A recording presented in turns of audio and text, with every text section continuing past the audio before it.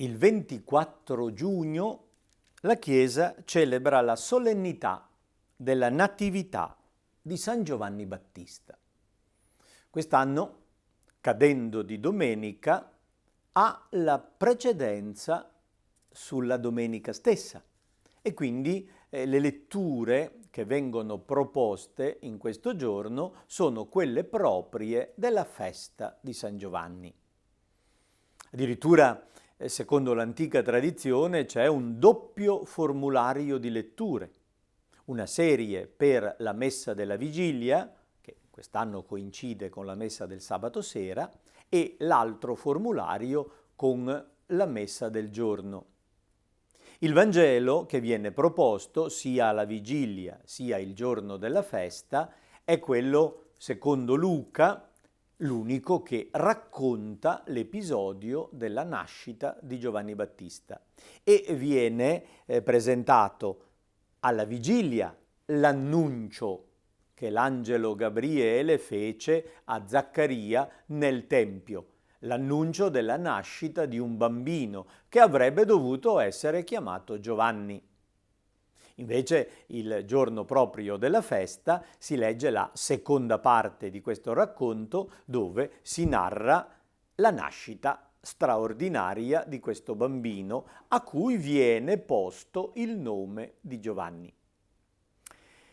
Zaccaria era un sacerdote del Tempio di Gerusalemme, uno dei tanti servitori del santuario, divisi in 24 classi. Erano persone per lo più semplici che vivevano nei villaggi intorno a Gerusalemme e dovevano fornire il servizio liturgico per 2 settimane all'anno, una settimana ogni 6 mesi. 24 gruppi di sacerdoti coprivano così tutto il servizio effettivo. Per il resto del tempo i sacerdoti vivevano a casa loro e dovevano guadagnarsi da vivere. Avevano una loro attività e una vita normale. Andavano a Gerusalemme per queste giornate di servizio liturgico. Zaccaria è presentato come un uomo buono, onesto, giusto, secondo la definizione dell'Antico Testamento, sposa di una donna di nome Elisabetta, anche lei appartenente alla classe sacerdotale, ma non avevano figli. E per la mentalità dell'Antico Testamento non avere figli è un segno di punizione divina. E quindi è inevitabile che Zaccaria ed Elisabetta fossero amareggiati di questa mancanza, ma ormai avanti negli anni pensavano che non sarebbe stato più possibile avere un figlio.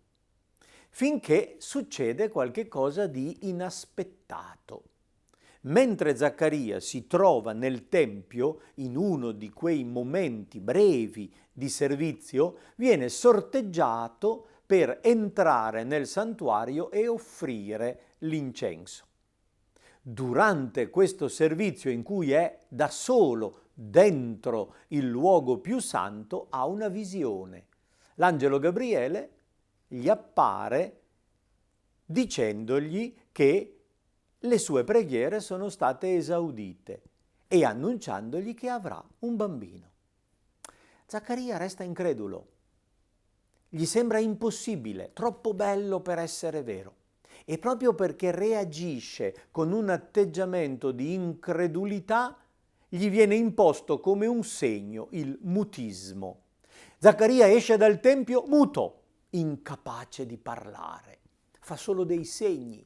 E la gente capisce che è successo qualcosa dentro il Tempio. Quest'uomo torna a casa e Elisabetta si accorge che non riesce più a parlare, ha avuto un problema dentro il santuario. Nel frattempo però Elisabetta davvero concepisce. Non è un intervento straordinario. Non confondiamolo con il concepimento virginale di Gesù. Qui si tratta di un concepimento naturale e normale. È straordinario perché avviene per una donna avanti negli anni, ma probabilmente Elisabetta avanti negli anni avrà avuto 40 anni. Era considerata decisamente adulta se non già anziana. Se andata sposa sui 15 anni, a 40 anni non aveva ancora avuto figli, era chiaro che non ne poteva avere. L'evento è straordinario e segna un intervento divino nella storia come dono di vita.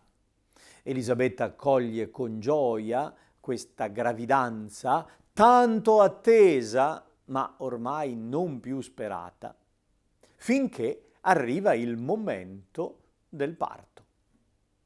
Nel frattempo si colloca l'annuncio dell'angelo Gabriele a Maria, della nascita straordinaria del figlio.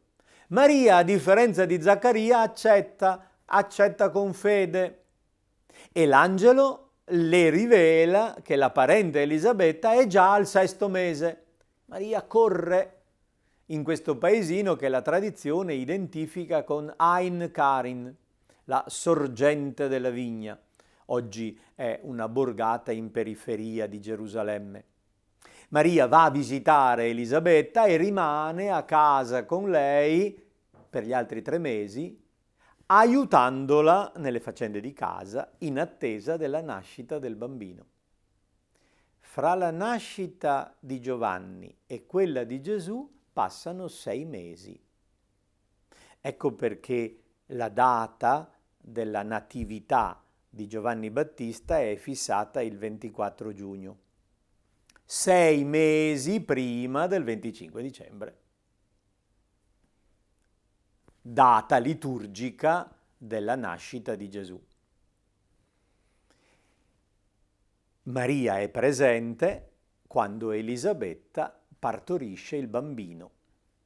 I parenti, entusiasti per questo dono di vita, vorrebbero dare al bambino lo stesso nome del padre Zaccaria. Ma avviene qualcosa di strano. Elisabetta non vuole chiamarlo Giovanni. Era ciò che aveva detto l'angelo a Zaccaria e Zaccaria è della stessa idea, chiede una tavoletta, non può parlare, ma scrive il suo nome è Giovanni.